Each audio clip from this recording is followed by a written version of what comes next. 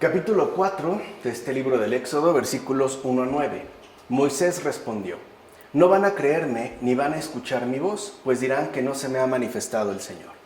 El Señor le preguntó: ¿Qué tienes en tu mano? Contestó Moisés: un bastón. Entonces le dijo el Señor: arrójalo al suelo. Lo arrojó al suelo y se convirtió en una serpiente, y Moisés huyó de ella. Volvió a decirle el Señor a Moisés: extiende tu mano y agárrala por la cola. Extendió su mano, la atrapó y volvió a hacer de nuevo un bastón en su mano. Con eso creerán que se te ha manifestado el Señor, el Dios de tus padres, el Dios de Abraham, el Dios de Isaac, el Dios de Jacob. Y continuó el Señor: mete tu mano en tu seno. Moisés metió su mano en su seno y al sacarla estaba cubierta de lepra, blanca como la nieve. Le dijo de nuevo: mete otra vez tu mano en tu seno. La metió otra vez y al sacarla estaba como el resto de su cuerpo. Mira, el bastón, que es digamos una de las figuras que aquí adquieren mayor relevancia, significa el reino, mientras que la serpiente significa la mortalidad. No olviden que se da esta transformación, este paso más bien del bastón a la serpiente. En efecto, la muerte ha sido ofrecida al ser humano por la serpiente, pero el Señor se ha dignado tomar sobre sí esa muerte.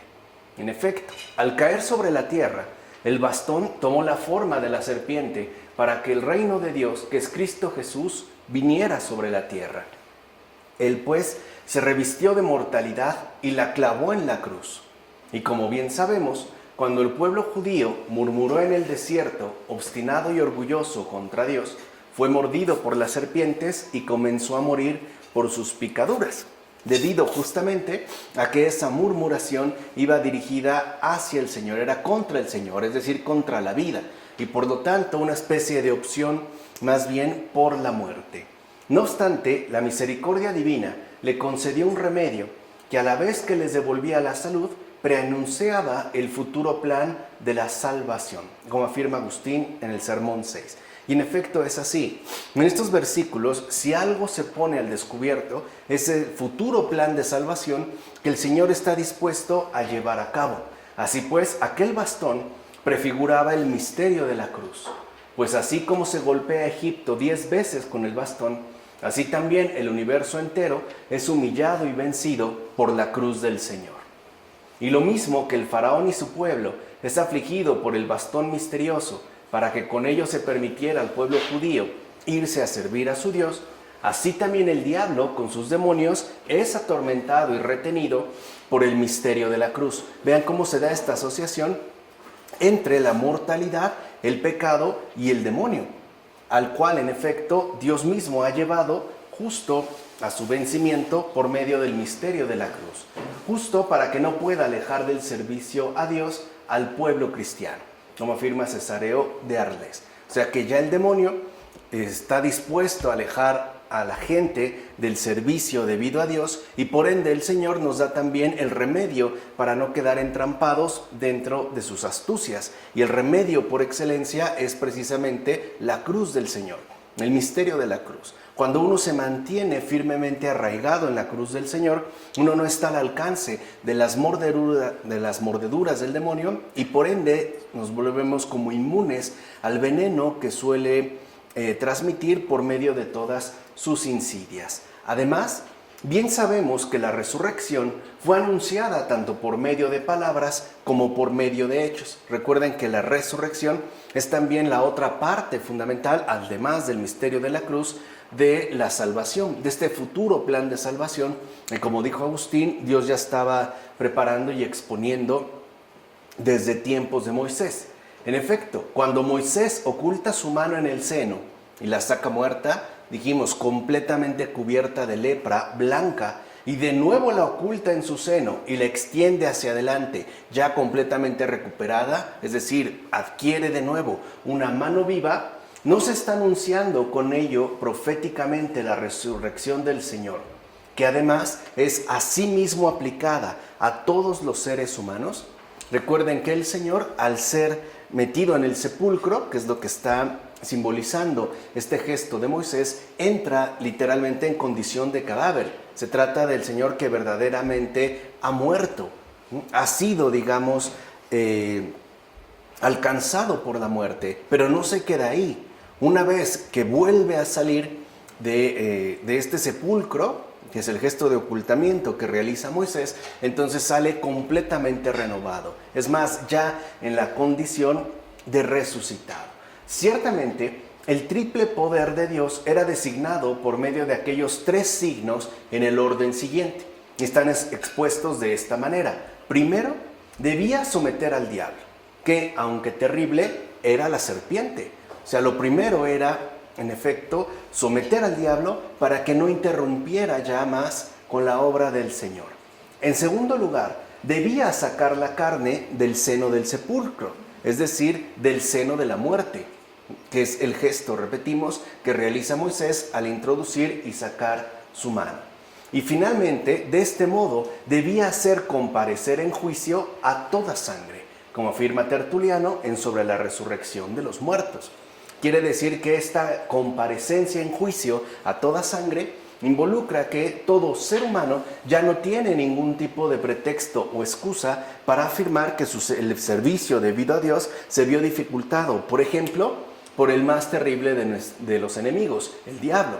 Porque, como hemos dicho, ha sido vencido ya por el misterio de la cruz. Por eso no tendríamos ningún tipo de excusa para decir que hemos quedado desprotegidos o bien al alcance del veneno mortífero que el diablo transmite en este mundo. Ahora bien, en muchos pasajes de la Escritura, la mano es símbolo de los hechos. Cuando alguien dice, ¿no?, pongamos manos a la obra, se está refiriendo a la mano en un sentido muy concreto de realización. Por eso es que, en efecto, en muchos pasajes de la Escritura, la mano aparece y además como símbolo de los hechos. En cambio, el pecho de Moisés, que es hacia donde él introduce su mano, tiene 2 significados. El primero, en correspondencia con el sentido literal, hace la acción del que la realiza como la nieve y la lepra, según dice el hebreo.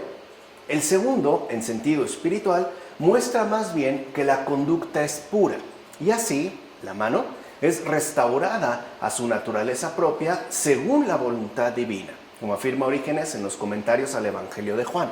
O sea que la resurrección del Señor está apuntalada en un primer momento hacia Él mismo, sale resplandeciente justo, ¿no?, de blancura, es decir, de gracia, de resurrección, pero también con ello manifiesta su verdadera naturaleza propia, incorruptible, eterna.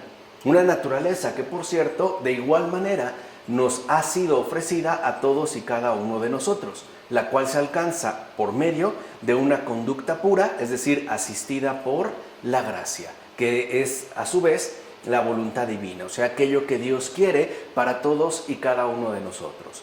Por último, este gesto de Moisés también significa que el pueblo judío quedaría manchado y enfermo al apartarse del Señor Jesucristo. O sea, también se está haciendo referencia a la condición en la cual quedaría, condición de enfermedad, ¿no?, el pueblo judío justo al apartarse, al rechazar al Señor Jesús. Pero igualmente recobraría la primitiva liberación al convertirse de nuevo a Él, aun cuando esto suceda, como han insistido ya los padres de la Iglesia, al final de los tiempos. Quiere decir que su estado actual todavía de corrupción no es ni permanente ni definitivo. También el pueblo judío está llamado a conformar el cuerpo único de Dios que ha instaurado el Señor Jesucristo por medio de su respectiva vida, pasión, muerte y resurrección. Bueno, esto lo afirma Casiodoro en el comentario a los Salmos. Versículos 10 a 17 de este capítulo 4.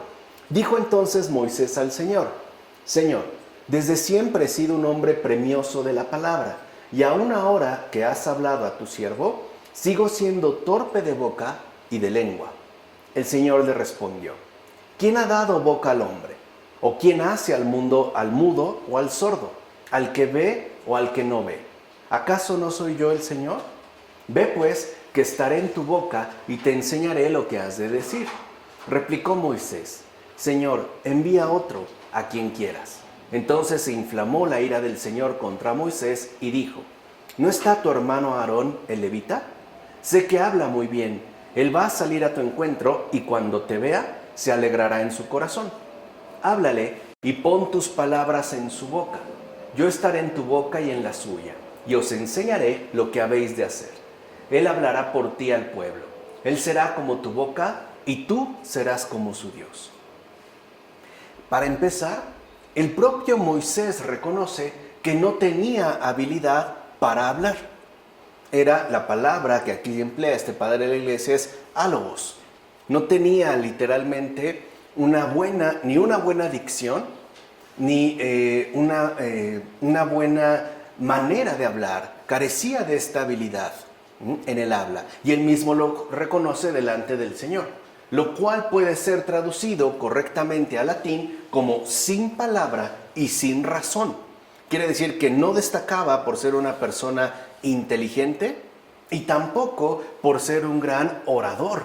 No obstante, el Señor lo escoge justo como aquel que ha de guiar a su pueblo a su liberación. Y con ello nos muestra que aunque nosotros no tengamos quizá las facultades requeridas para realizar tal o cual cosa, Él mismo nos asistirá por medio de su gracia, que es cuando le dice, yo estaré en tu boca. Incluso se apoya, por ejemplo, o más bien le da un apoyo a Moisés en su hermano Aarón para que él sea su boca y el papel que juegue Moisés y de igual manera quede finalmente resguardado. No obstante, después de que él con sinceridad reconoce esto, recibió razón y palabras. O sea, ahí está, ¿no?, la importancia que tiene el reconocimiento de nuestras propias insuficiencias para que sean suplidas por Dios mismo. Pues bien, también el pueblo de Israel, antes de que recibiera la ley, estaba mudo, o sea, sin palabras y sin razón. Era, por decirlo de alguna manera, un pueblo más entre pueblos. No tenía algo que fuera distintivo en términos ya de logos. En términos, si lo quieren ver así, de ley, aun cuando ya hubiera una adopción particular por medio del Señor desde tiempos de los patriarcas. Carecía de esta luz, carecía de logos, palabra y razón, por lo menos hasta que no le fue concedida al pueblo de Israel la ley, que como sabemos la recibió por medio de Moisés. Pero después, en efecto, ya recibió las palabras y también la razón a través de Moisés. Así pues, el pueblo no admite ahora lo que antes sí admitió con Moisés, que es sin palabras y sin razón. Y por tanto, que no tiene razón ni en lo que hace, ni en lo que dice. Porque si rechazamos al logos fundamental, en el cual de hecho está basada la ley, lo que termina sucediendo es que este episodio preparativo, que es la entrega de la ley, se viene abajo porque seguirían igualmente sin razón, por despreciar a logos, y también sin palabra. Ya no tienen prácticamente nada que decir, como en efecto sucedió. Después de esta ley, de los profetas, de los salmos y con la venida del Señor, el pueblo de Israel como tal ya no ha podido decir nada. Y esta es una confirmación clara de un hecho. ¿O acaso no te parece que es una confesión de estupidez muda cuando ninguno de ellos puede en efecto dar una explicación de sus preceptos legales ni de sus vaticinios proféticos por carecer de la luz de Logos? Como afirma Orígenes en sus homilías sobre el Evangelio de Lucas. Recordemos que Orígenes mantuvo durante mucho tiempo una fuerte controversia con los intérpretes judíos. Porque lo que insistía una y otra vez Orígenes es que estos, a pesar de la sabiduría que poseían y que era una sabiduría que aún se preservaba a partir de la fuente en la que se basaban, que era la ley, finalmente carecían de la luz de Logos, porque habían rechazado al Logos mismo. O sea, sin el Logos, la ley finalmente también se vuelve muda, estéril y alógica. O sea, no quiere decir que sea irracional, simple y sencillamente carece ya del esplendor y de la fuerza que sí transmite Logos. Por eso Orígenes va a insistir en que ahora no son los judíos los que tienen la luz de Logos, sino los cristianos, o sea, aquellos que han aceptado la venida del Señor. Mira, Moisés andaba dudoso y vacilaba en ir al pueblo, y tenía razón. En primer lugar, porque reconocía sus respectivas limitaciones, incluso, podemos decirlo así abiertamente, sus carencias, que eran muy notorias. Imagínense que alguien de nosotros nos enviaran a dar un discurso ante una enorme multitud y se nos traba la lengua, por ejemplo, o tartamudeáramos de una manera frenética, nos sentiríamos sumamente cohibidos. Pero Dios habló con él y le dio indicaciones para que se pusiera en marcha. O sea que en el cumplimiento de la misión, en el cumplimiento que uno mismo está llamado a realizar, no tenemos por qué quedarnos estancados en lo propio. Más bien tendríamos que optar por lo suyo para seguir adelante. En verdad, no es dificultad para Dios abrir la boca de la persona que se ha entregado a Él y darle confianza para hablar. O sea, si el Señor nos pide algo, por ejemplo, como en el caso de Moisés, ir y hablar, y no tenemos esta capacidad, no importa. Él mismo nos va a dar lo que resulte necesario para poder llevarlo a cabo. Por ejemplo, en el caso de Moisés, el hecho de que su boca se volviera elocuente y que además adquiriera no solo esta capacidad de discurso, sino también una confianza interior para no mantenerse callado. Y eso también era parte del Señor, le da el envío. Así pues, y este es como digamos, uno de los puntos centrales, en este caso para Moisés, él va a aprender, y es lo que también le tiene que enseñar al pueblo de Israel, que nadie debe desconfiar del poder de Dios. No nos deja a solas, no nos manda a solas, no nos pide que hagamos ciertas cosas sin su auxilio. Por el contrario, Él se va a encargar, repito, de todo lo que sea necesario para que su obra se lleve a cabo. De hecho, nadie debe pensar en tiempos de persecución en los peligros que le acarrea el diablo. Está hablando en estos momentos muy particulares donde en efecto la persecución romana contra los cristianos era sumamente intensa. Una cosa que, por cierto, en el mundo contemporáneo también estamos viviendo. Hay muchos cristianos alrededor del mundo que son duramente perseguidos e incluso que han llegado a ser asesinados. Y claro, algunos pueden caer en temores fuertes pensando en los peligros que implica el hecho mismo de ser cristiano. No obstante, como afirma este padre de la iglesia, nadie debe detenerse en estos peligros, sino que más bien, y esa es la clave, debe considerar que es Dios mismo el que le concederá su respectivo auxilio. En pocas palabras, no nos va a ocurrir absolutamente nada que Él no quiera. Y si sucede, algo ha querido. Y habrá también que hacer oración para entender de qué se trata. Sobre todo, habrá que ejercitar intensivamente la paciencia y la confianza. En efecto, todo ser humano, y esa es la gran lección para Moisés, todo ser humano debe fortificar la fe con la protección y el auxilio de Dios. Y esto es sumamente muy importante. O sea, el Señor no envía a sus elegidos a que hagan las cosas sin recibir su respectivo apoyo. De hecho, lo que alimenta nuestra fe, aquello que verdaderamente la fortalece, es la protección y el auxilio divino a lo largo de toda nuestra vida. O sea, no vamos pues de cero, como en el caso de Moisés. Le está diciendo lo que tiene que hacer.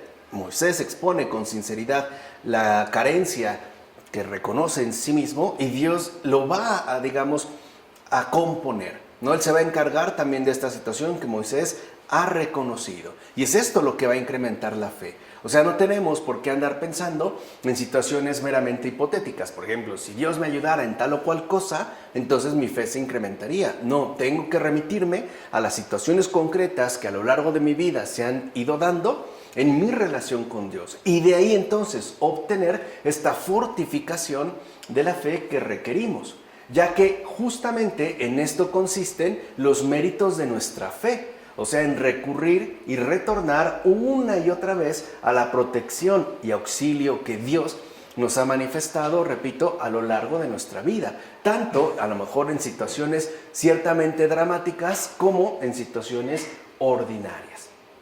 Es decir, cada uno recibirá la ayuda de Dios en la medida en que confíe recibir de Él todo lo que necesite.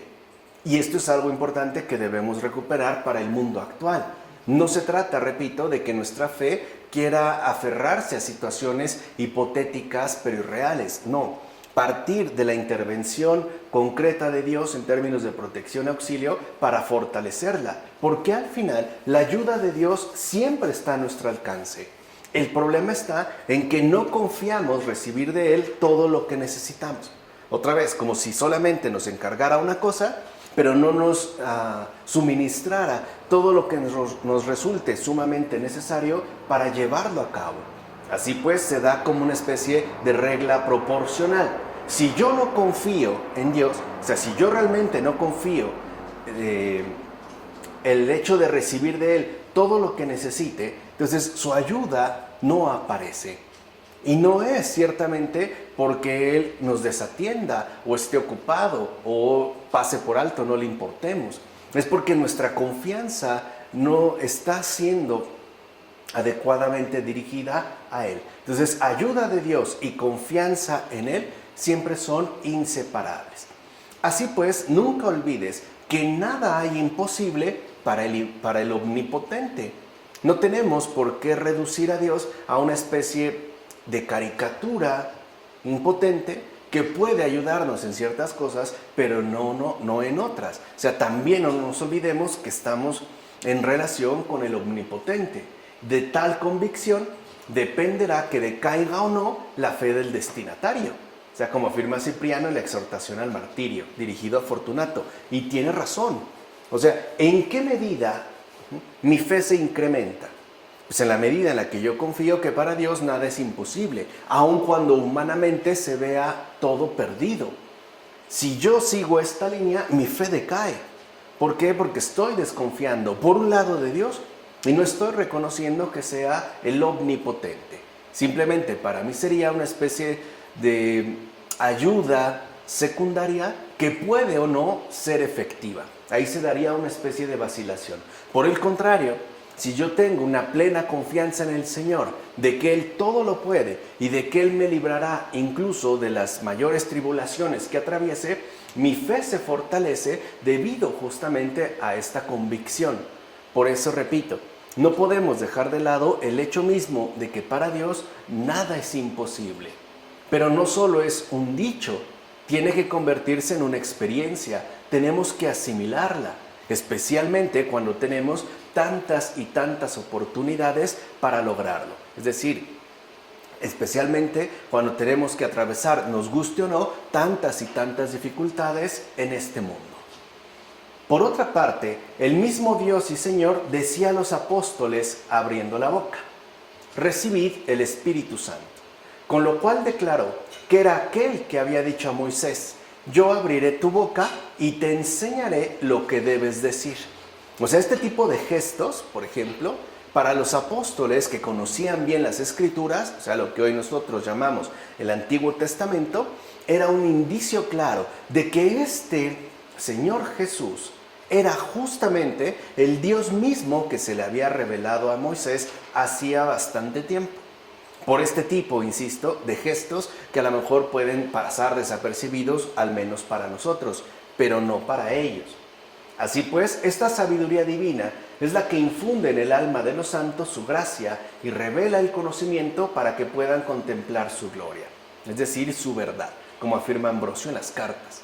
De tal manera que entonces la fe, para quedar plenamente firme y no endeble, tiene que mirar de frente la verdad que se nos ha revelado, la verdad de que Dios nos asiste en todo momento y que lo único que realmente nos pide es confianza.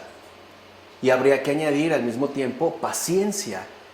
Confianza y paciencia es lo único que nos pide, no porque no pueda, sino porque su obrar, de acuerdo a su sabiduría, tiene sus modos, tiene sus tiempos, que no son necesariamente los nuestros. Pero cuando uno se detiene, medita, interioriza, asimila esta verdad, la fe se va fortaleciendo poco a poco, que es parte también de lo que nos ofrece la contemplación de la sabiduría divina.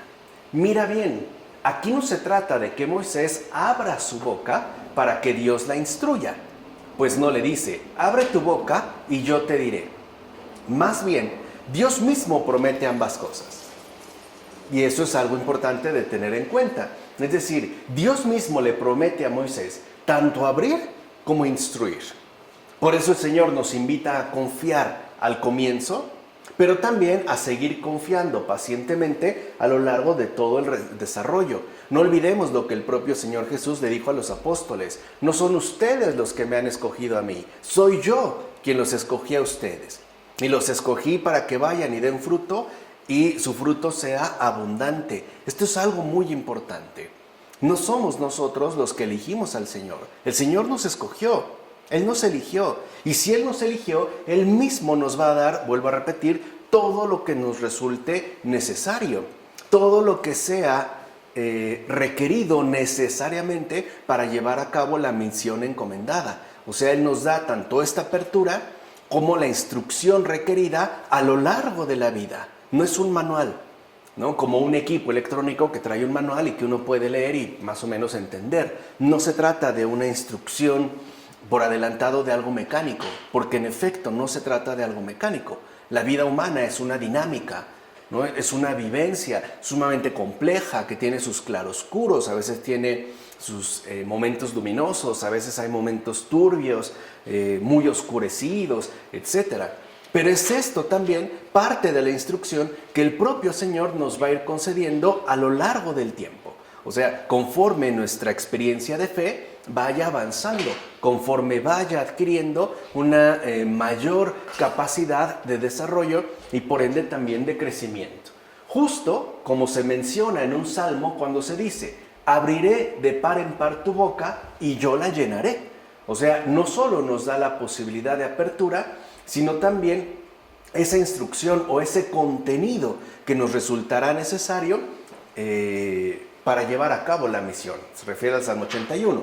Y por cierto, estos contenidos no son necesariamente algo estrictamente verbales. A veces sí, mediante una instrucción, por ejemplo, catequética. Pero ciertamente se trata de algo todavía mucho más grande, porque la instrucción, en este caso cristiana, la instrucción que Dios pues nos hace llegar a cada uno de nosotros, tendrá que ver con nuestra experiencia de vida muy concreta. O sea, a través de las situaciones y su respectiva conflictividad, su respectiva tensión, y también, cómo no, su respectiva resolución, es como iremos adquiriendo esa instrucción que Él mismo nos irá concediendo, según sea requerido.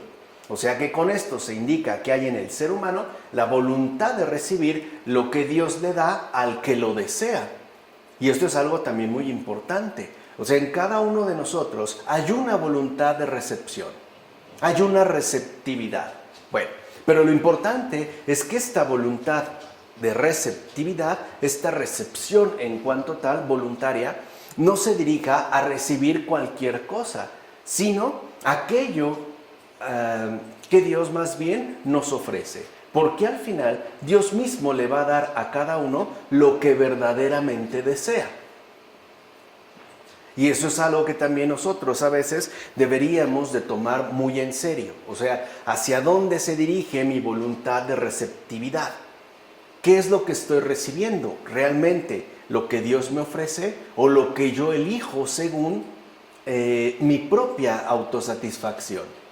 En consecuencia, voluntad humana y gracia divina van juntas, como afirma Agustín en las cuestiones sobre el Éxodo.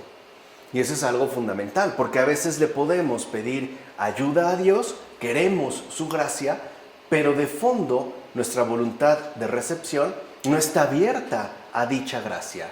Quisiéramos más bien otra cosa, que me parece que de cierta manera es lo que ha denunciado el Papa Francisco al hablar de los cristianos sí, pero.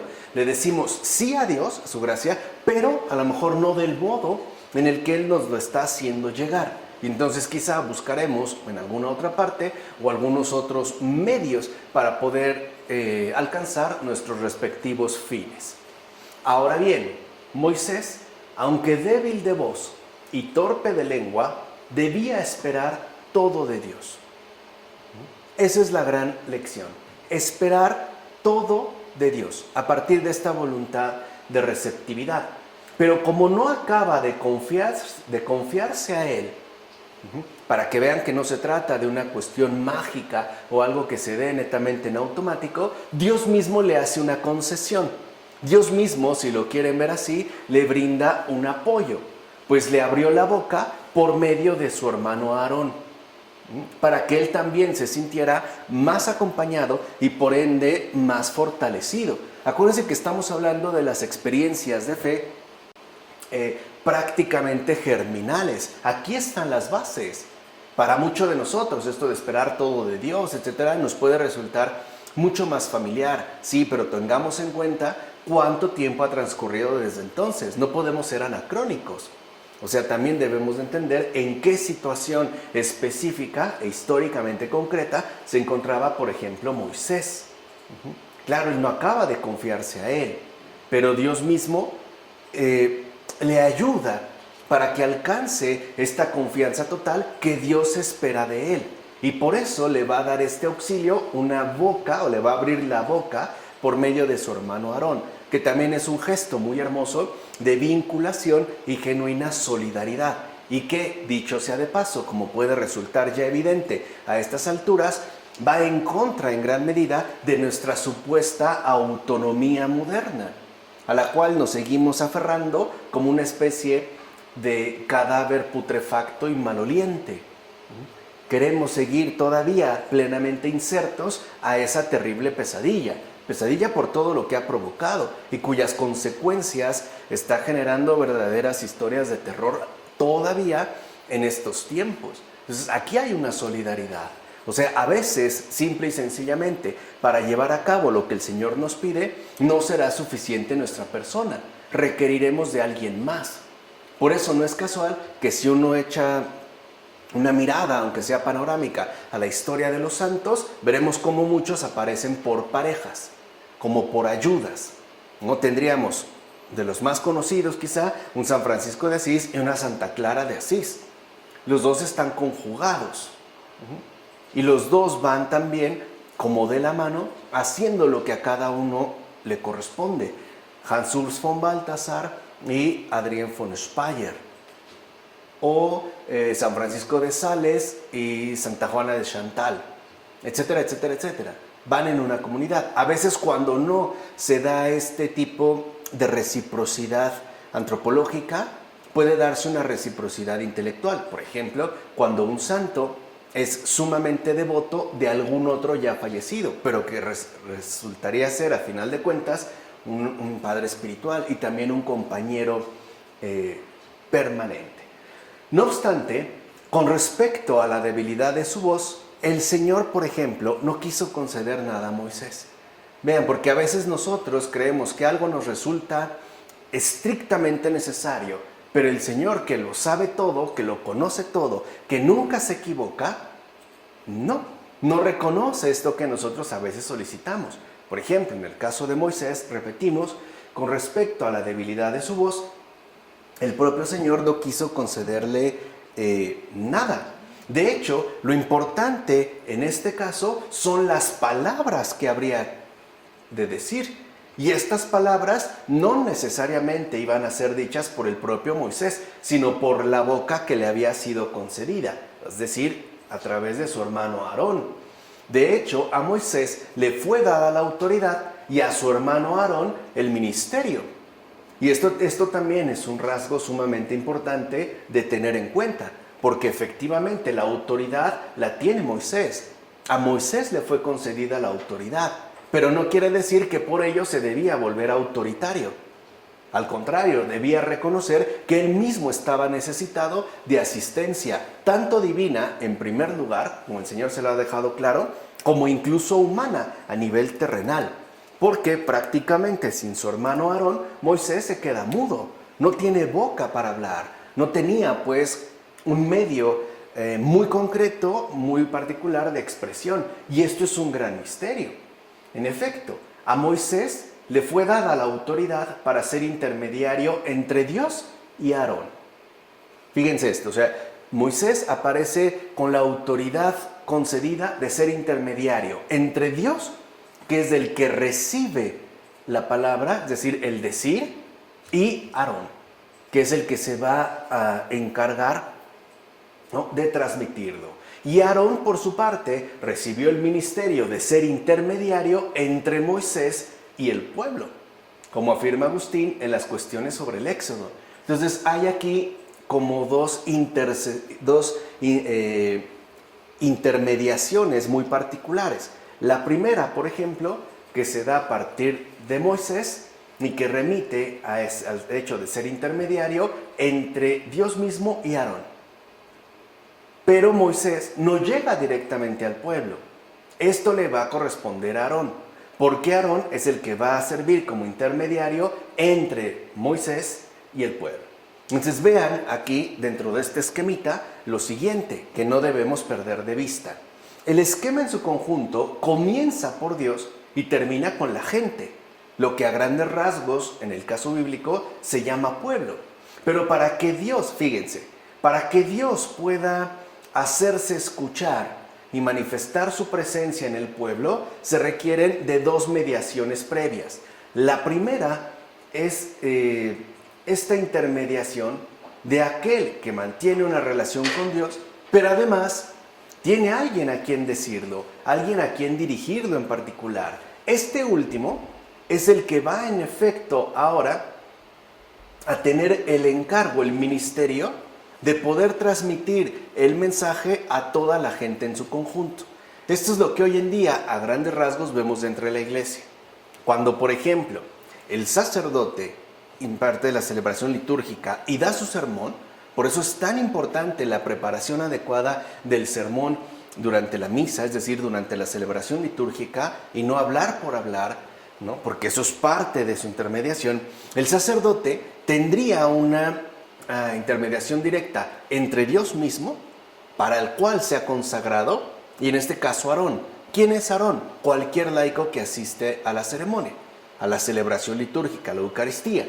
Pero este se convierte en boca de Dios por medio del sacerdote.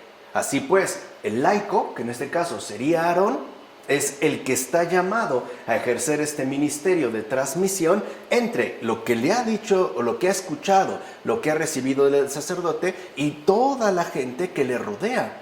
O sea que este esquema de participación mutua no ha cambiado. Se sigue manteniendo ciertamente hasta nuestros días en la iglesia, porque es la manera en la cual Dios ha escogido que llegue o se haga llegar hacia toda la gente, es decir, hacia todo el pueblo. Por eso, por una parte, en el caso del sacerdote es muy importante la autoridad que se le ha concedido, ¿no?, la autoridad sacerdotal, la digna celebración de la liturgia y, vuelvo a repetir, aunque a veces se le dé escasa importancia, la debida preparación del ministerio, porque ahí es donde estaría lo que hoy llamamos la liturgia de la palabra, o sea, el alimento primario que el laico va a recibir.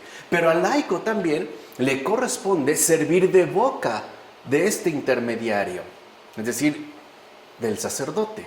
Lo va a hacer a través de un ministerio que llamamos testimonio de vida. Y eso es lo que va a transmitir o será boca del sacerdote. Por eso cuando un sermón no está bien elaborado, cuando no ha brotado pues de una genuina contemplación, no hay después ministerio que lo pueda llevar a cabo, porque no se está nutriendo y a lo mejor tendrá que recurrir a otros recursos. Por ejemplo, a otros libros, a otros textos, a las vidas de santos. Tampoco quiere decir que se va a quedar de brazos cruzados, pero si su primera fuente está descuidada, la preparación del sermón, entonces el ministerio que lleve a cabo Aarón, es decir, el laico, para poder llegar al pueblo, se va a ver sumamente empobrecido. Porque recuerden que el mismo Señor nos dijo algo importante: nadie puede dar lo que no tiene. Por eso es tan fundamental la delicada y profunda preparación de un sermón. Revisen la vida del santo cura de Ars y vean cuánto se llevaba en la escritura de sus respectivos sermones. Y no es casual que sea justamente el patrono de los curas, de los sacerdotes. Él es su patrono. Que vean qué empeño ponía en el sermón, no solo para tener un impacto directo entre sus feligreses, sino por el alcance que esto tiene. O sea, él sabía que tenía la autoridad de Moisés y que como Moisés tenía que dirigirse a Aarón, al laico. Y Aarón, el laico, a su vez, ejercer su respectivo ministerio entre todo el pueblo. Así es como se puede conjugar Dios y la gente. Bueno, mira, se le dice a Moisés que será como un Dios para el faraón, no para el pueblo. Y algo similar ocurre con Aarón, ya que él sería profeta no para Moisés, sino para el faraón. Así pues, aquí se insinúa que los profetas de Dios nos dicen las cosas que oyen de parte de Dios. Por eso el profeta de Dios no es más que el anunciador de las palabras de Dios a los seres humanos. Y esto es algo fundamental, porque el profeta jamás habla por cuenta propia, nunca. El verdadero profeta de Dios no hace más que anunciar las palabras que Dios mismo le ha hecho saber y le ha hecho llegar. Y además tiene un destinatario, no son para él, son los demás seres humanos, aunque no resulten del todo agradables, como por ejemplo es muy evidente y me atrevo a decir así, hasta palpable, en el caso del profeta Jeremías. Estos últimos, según las circunstancias, o no quieren, o no pueden, o no merecen oír a Dios. Entonces vean, el profeta habla, el profeta ya ha dado el mensaje que Dios le ha transmitido y lo ha hecho llegar. Es pues boca del Señor, es, digámoslo así, voz y palabra. Pero los seres humanos, dadas las circunstancias en las que a veces nos vemos envueltos, o dada nuestro propio descuido, o sobre todo nuestra nefasta negligencia, en el sentido patrístico que ya hemos explicado bastante, o puede ser que no queramos, o bien que definitivamente no podamos, o en el peor de los casos, que no merezcamos oír a Dios. Porque siempre hay un profeta, siempre hay una voz que nos llega, siempre hay alguien hablando de parte de Dios. Pero sucede de manera bastante común que no nos interesa, que no queremos, o que sea por la razón que sea, no podemos, o lo más lamentable y triste de todo, no merecemos oír a Dios. Y por eso no sacamos ciertamente ningún tipo de provecho. Porque algo es claro, no podemos decir de ninguna manera que Dios ha enmudecido o que Dios ha dejado de enviar a sus respectivos profetas.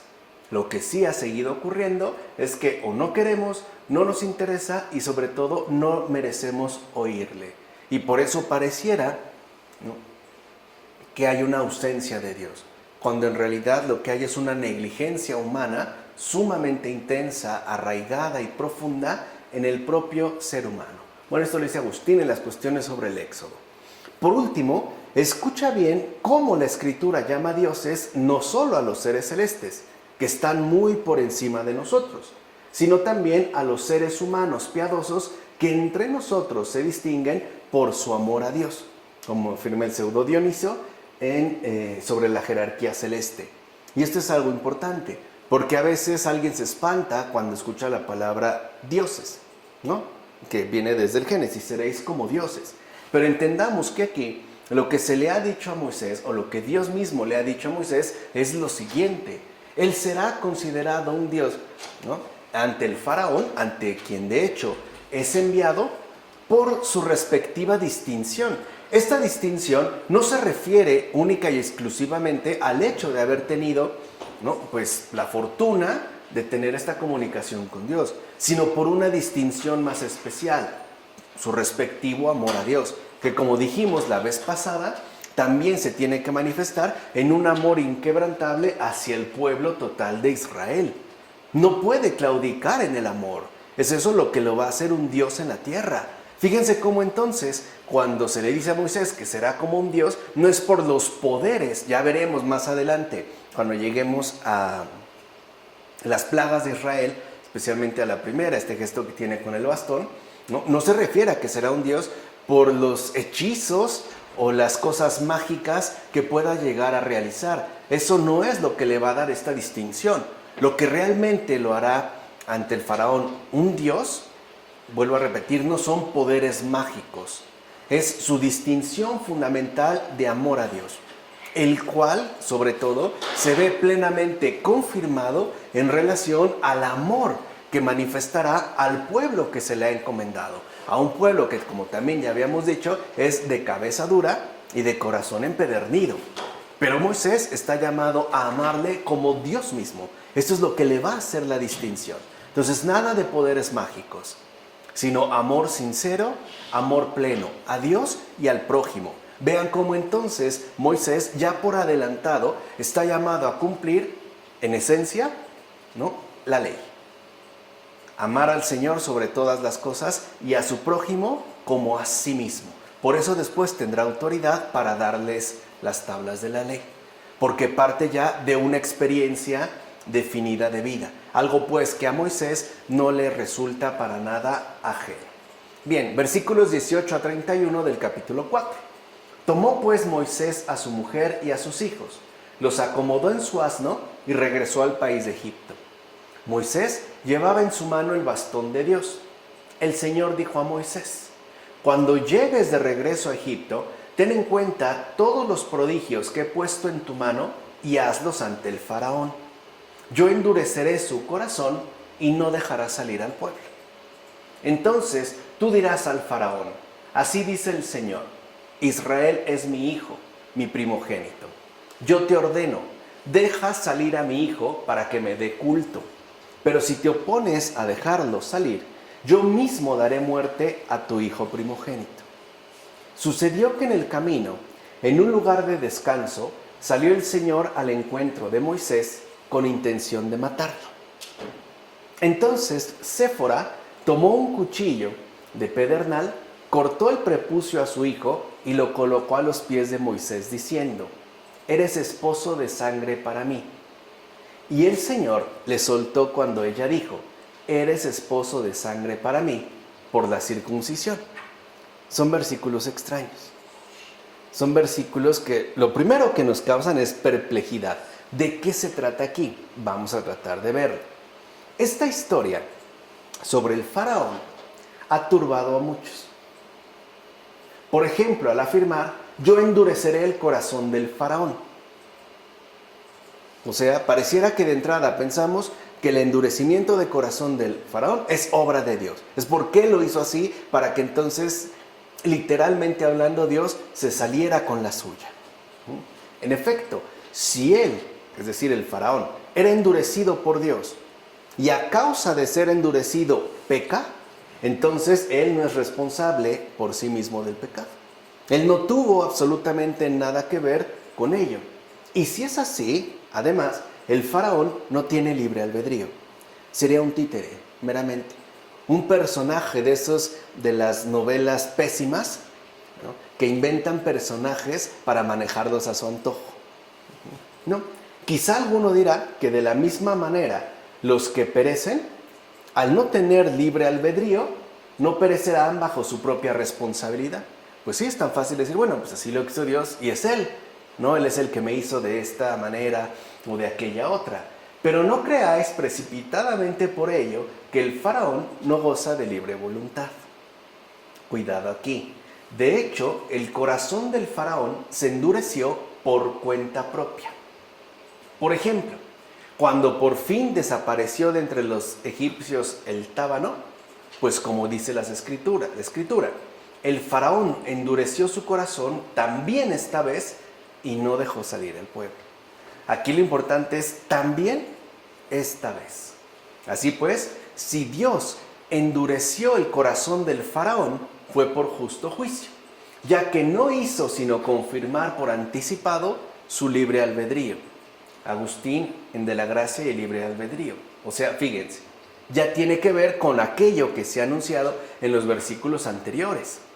Dios finalmente concede a cada uno lo que quiere, lo que desea. Y esto es un gesto de divina misericordia. Porque Dios, por ejemplo, le va a dar a cada uno lo que éste elija libre y voluntariamente. Por eso dice: yo endureceré. Es decir, es tanto como gracias a mí, él podrá optar por el endurecimiento de corazón. ¿Se entiende ahora el sentido? No es que sea una obligación, es porque Dios se lo ha concedido. Pero se lo ha concedido porque esto es lo que ha querido. Además, es lo que ha querido libre y voluntariamente.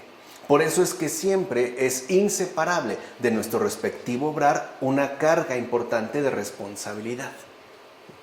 Porque al final lo que hacemos, pues, es lo que queremos. Y si lo hacemos es porque Dios nos ha concedido esto que queremos. Y al concederlo quiere decir que nos trata como personas libres y racionales, no como meros títeres o fantasmagorías suyas para tratarlo a su antojo. Esto es muy importante de entender para poder, ¿no?, como disipar a veces muchas inquietudes que tendríamos en relación, por ejemplo, al obrar propio de la gente. A veces decimos, bueno, ¿por qué Dios permitió tal cosa? No es que permitiera, es que se ha tomado en serio esta persona y le ha dado lo que ha querido. Y ya Dios se va a encargar de todo lo demás. Pero en principio quiere decir que no tiene excusa ante el Señor y tampoco ante sí mismo, porque se le concedió lo que quiso. Así pues, que nadie se atreva a censurar la justicia de Dios. Por ejemplo, uniéndose al coro de los paganos o de los maniqueos. Unos diciendo que, bueno, en este caso, pues Dios no interviene, o todo es obra del destino. A eso se referiría en el caso de los paganos, ¿no? El destino, la moira pagana, que haga uno lo que haga, ya está dictado de esa manera y es además incambiable. No se puede cambiar. O bien de los maniqueos.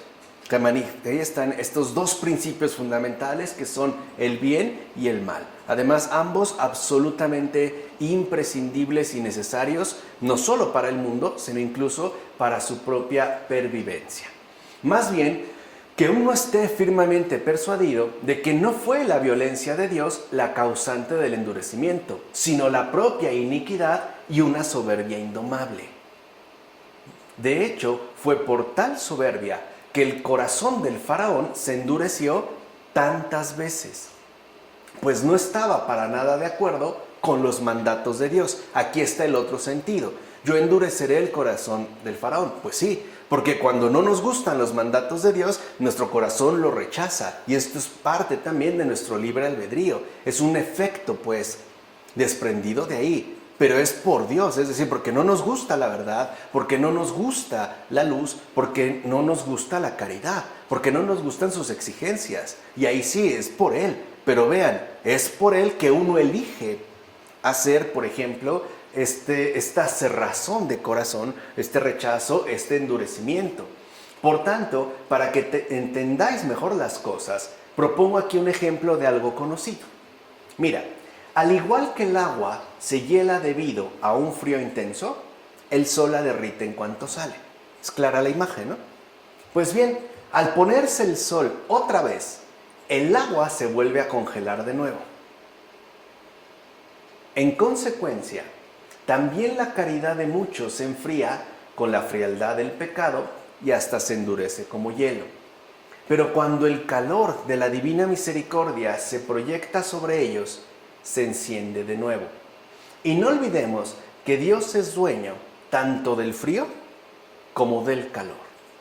Cada uno escoge finalmente lo que quiere, de manera libre y voluntaria. Entonces el sol sale, Dios se hace presente, pero el corazón sí lo puede rechazar. Y este rechazo sobre Dios es algo que uno escoge libremente. Así pues, no es Él. ¿Qué vemos aquí? Que Dios entonces endurece el corazón del faraón por libre rechazo, que es lo que hemos tratado aquí de mencionar. Que insisto, nos puede ayudar si hemos captado bien la idea aquí para desatar ciertos nudos que nos pueden generar mucha intranquilidad. Ahora bien, se puede decir algo más profundo acerca de Israel, no según la naturaleza, sino según la verdad de la gracia.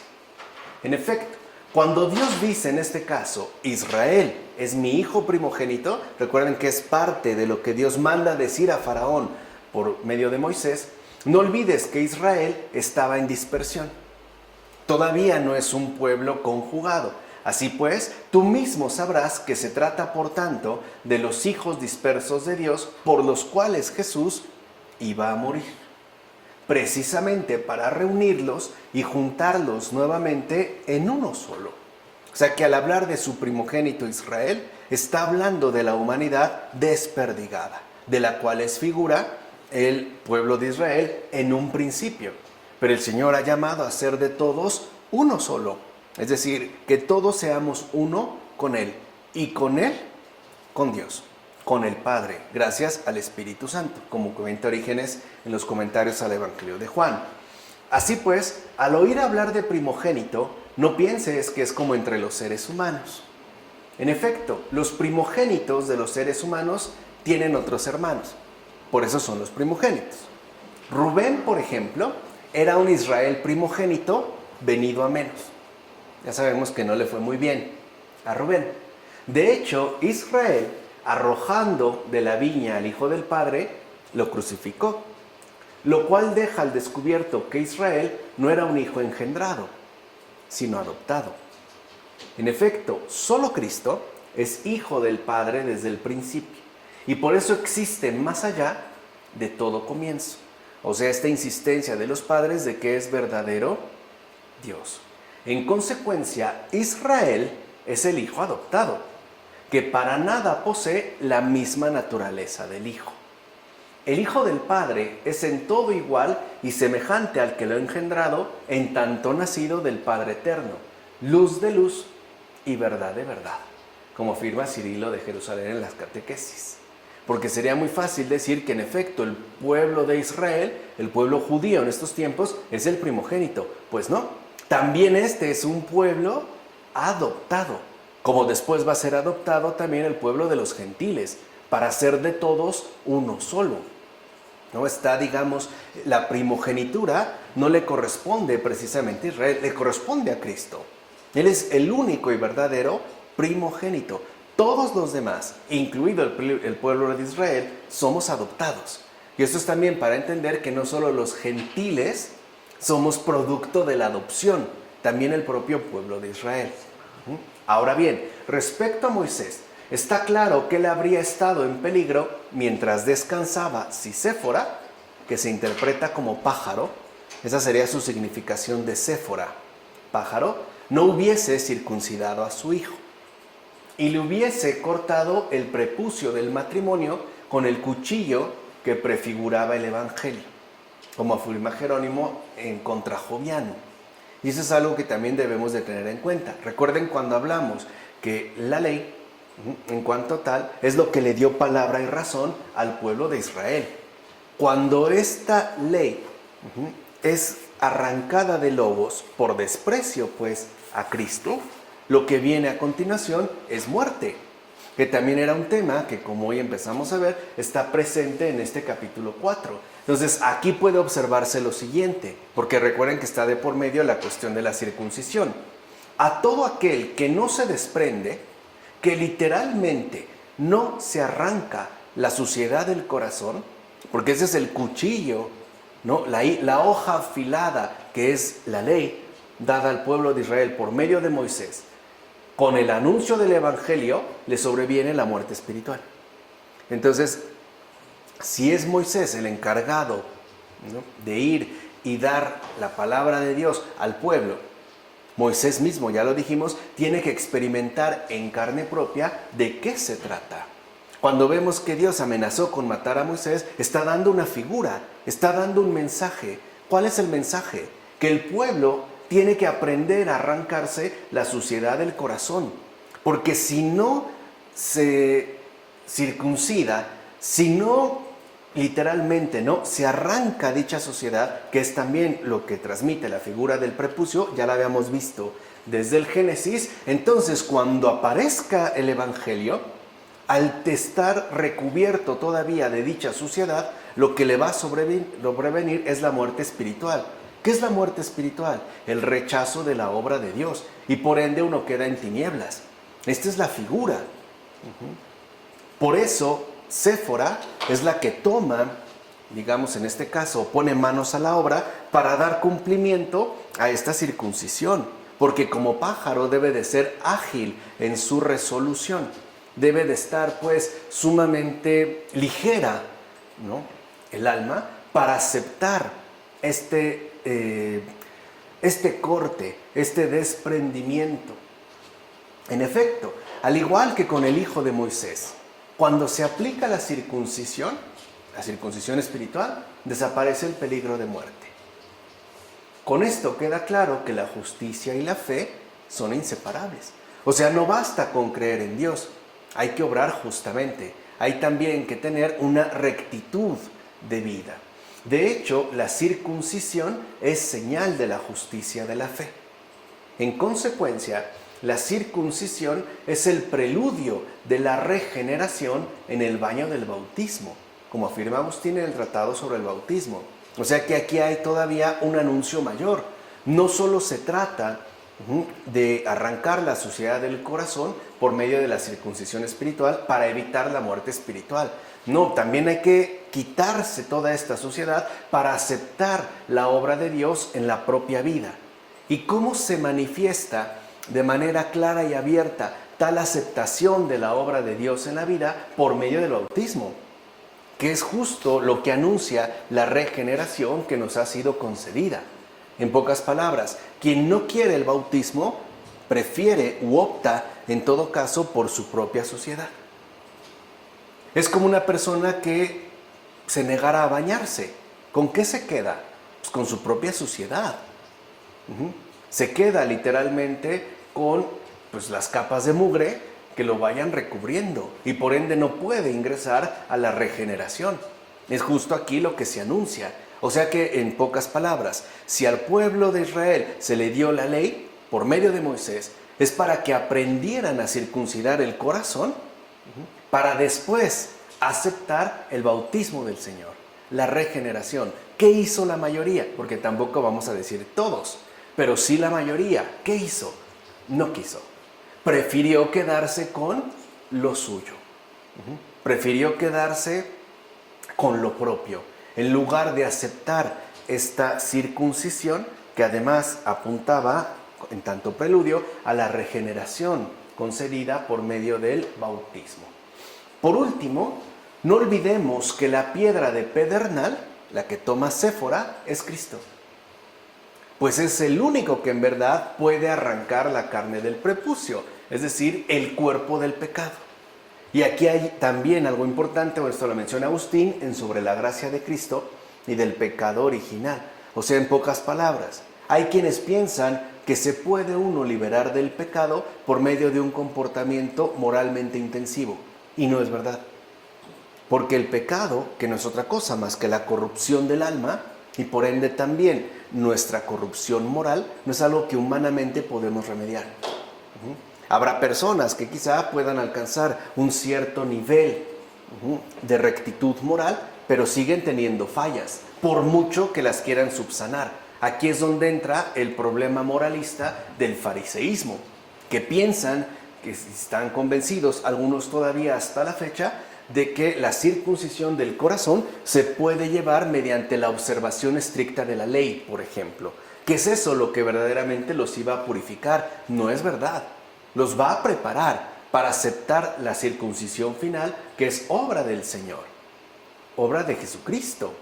Es el único que en realidad nos puede liberar del cuerpo del pecado. Sin este cuchillo, es decir, sin la obra de Dios en la tierra, sin Jesús, ¿no?, nacido de la Virgen, no es posible quedar circuncidado. O sea, no es posible sin Cristo quedar verdaderamente liberados del pecado que todos portamos. Por eso no es casual que, por ejemplo, los fariseos, en lugar de conformarse con los 10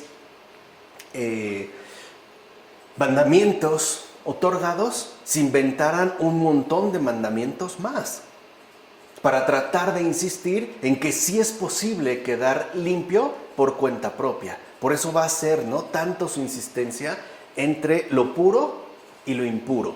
Algo que en tiempos más recientes, en el siglo XX, el judío Vladimir Yankelevich, por ejemplo, desarrolla en un texto titulado así: lo puro, lo impuro, pero no es más que una reliquia sin peso. Porque es otra vez la insistencia de que mediante ciertos comportamientos basados en la ley podemos quedar finalmente sin ningún tipo de impureza, es decir, puros de corazón o bien circuncidados. Y es mentira, porque incluso aunque uno alcanzara un nivel moral sobresaliente, ¿no?, un cierto brillo en el comportamiento moral, eso no nos exenta, por ejemplo, de la soberbia espiritual, que es lo que ocurrió con el propio fariseo. Claro, es muy fácil decir que yo no cometo errores o que yo me estoy comportando muy bien, pero ¿con qué mirada voy a ver a los que me rodean. En términos despreciativos, acuérdense la parábola de Jesús, ¿no? Del publicano y el fariseo que suben a orar al templo. ¿Qué actitud podemos desarrollar en términos de este tipo? Es más, nos podemos volver fariseos, en el sentido de arrogantes a nuestro supuesto cumplimiento de la ley sin falla, sin error. Sí, pero ¿qué pasa también en términos espirituales? Y esto forma parte del pecado. O sea, en pocas palabras, no solo se trata de una cuestión moral, también está involucrada y de manera bastante profunda, en este caso, una cuestión espiritual. ¿De acuerdo? Esto sería entonces el capítulo número 4 y ya la siguiente ocasión nosotros nos basaríamos, como aquí lo vemos, en el capítulo 5. Pero aquí creo que nos está ayudando el poder ir por capítulos, ¿no? Para darle como un redondeo y que podamos aprovechar mejor la enseñanza de la Escritura a través de estos luminosos padres de la Iglesia. Bueno, vamos a dejarla hasta aquí. Del Padre, del Hijo, del Espíritu Santo. Amén.